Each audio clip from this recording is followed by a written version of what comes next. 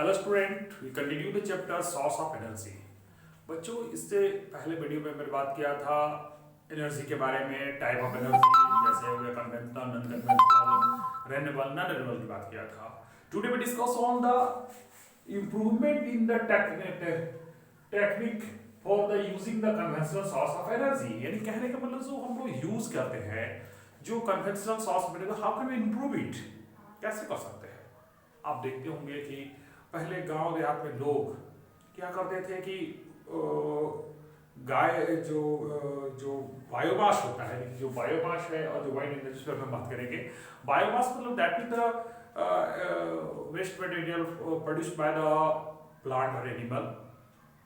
तो उसका इस्तेमाल जो करते थे लोग, जैसे गोईठे बनाए और उस उपले बनाए और उसका फिर वो क्या करते थे कि उस पर वो खाना बनाते थे। अभी भी वो जो बनाते हैं लेकिन वो गलत है। कहने का मतलब वो ये जो ट्रेडिशनल जो तरीका जो था उससे धुआं और बहुत सा पॉल्यूशन, तो that is some scientific improvement in the biomass they use the by making the gobar gas plant, है ना, we produced smokeless and very harmful for the environment energy तो प्रोड्यूस मतलब उससे हम लोग कर सकते हैं। तो देखिए इसमें क्या है कि कहने का मतलब कि वो बायोमास का इस्तेमाल हम लोग, यानी biomass that is produced by the plant and animal. तो प्लांट से, इसमें जो प्लांट से और एनिमल प्रोडक्ट, तो प्लांट प्रोडक्ट जो होता है, जैसे कि अभी आप सुन रहे होंगे कि दिल्ली में पराली जलाया जा रहा है। अगर पराली का भी इस्तेमाल अगर हम लोग उसको खाद बनाने में और उससे जो क्या कहते हैं सड़ाने के बाद जो गैस बनेगा उसका एनर्जी के रूप में इस्तेमाल हम लोग कर सकते हैं। तो by this the process because by burning of this waste product of the plant, they produce the harmful gases that polluted our environment. By the making the scientific method, we convert into the that with the convert into the manure and the useful gases for use as a fuel, उसको हम इस्तेमाल कर सकते हैं, ऐसा कर सकते हैं। तो ये हम लोग इस्तेमाल कर सकते हैं प्लांट के जो वेस्ट प्रोडक्ट है उसका भी, और उसका जो ये जो जानवरों का वेस्ट प्रोडक्ट, अब तो ह्यूमंस एक्सक्रीशन का भी बात किया जा रहा है, जो ट्रेनोर बायोडोरेट लगाया जाए उसका भी मेन रीजन वही है, सारे को एक जगह स्टोर करके उसका भी मैन्यूर बनाया जा रहा है, उसके जो उससे भी जो मीथेन गैस बनेगा जिसका इस्तेमाल हम लोग खाने के बनाने में या एलपीजी के रूप में जैसे करते हैं उस तरह से हम उसका इस्तेमाल कर सकते हैं। By this process we also increase the pollutions and make the energy produce कर सकते हैं। एक साथ दो काम हो जाएगा। तो देखिए ये जो बायोगैस जिसे without smoking of the leaves, no residual, the high heating capacity, residual the usages of manure, जैसे कि इसका देखिए जो ये फिगर है, ये जो बहुत इंपॉर्टेंट है, परीक्षा में भी आपका आएगा। तो इस पे देखिए कैसे ऐसे होता है, आपको एक टैंक बनाया गया है ना, यहाँ पर हम लोग क्या करते हैं कि उसको डालते हैं गोबर को लिक्विड बना के, और जैसे से चेम्बर में जाता है तो गैस बनता है, गैस के द्वारा ये हम लोग क्या करते हैं अपने घरों में उसको पाइपलाइन के द्वारा से यूज करके उसको उस पर खाना बनाते हैं। तो ऐसे करके by the using the scientific method we convert the conventional source the more powerful, हम लोग पावरफुल बना सकते हैं। उसके बाद आया विंड एनर्जी का भी। विंड एनर्जी जो होता है, जिससे क्या होता है, विंड एनर्जी के पहले लोग क्या करते थे कि भाई only use for the wind mill, हम लोग विंड मिल बनाने में इस्तेमाल करते थे। But we also use as a generate electricity by the making the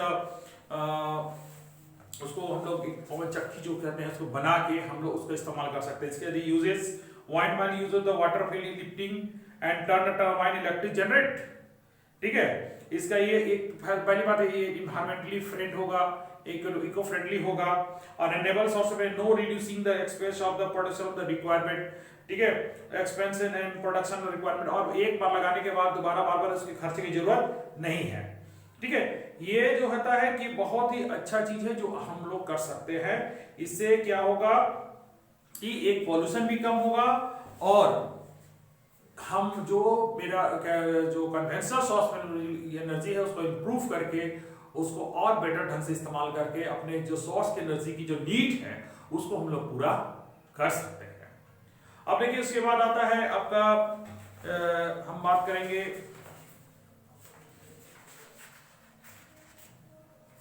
उसमें ये जो बात है कि इन्वायरमेंटल कॉन्सिक्वेशन, मतलब कहने का मतलब अगर इस तरह से जिस तरह के हम बात करें कंसोलेशन का मतलब जो सोर्स ऑफ एनर्जी जो हम लोग इस्तेमाल करते हैं फॉसिल फ्यूल जो हम लोग इस्तेमाल कर रहे हैं, तो जाहिर सी बात है आप लोग बहुत ही हर रोज आए दिन न्यूज़पेपर में टीवी में आप देखते या सुनते होंगे।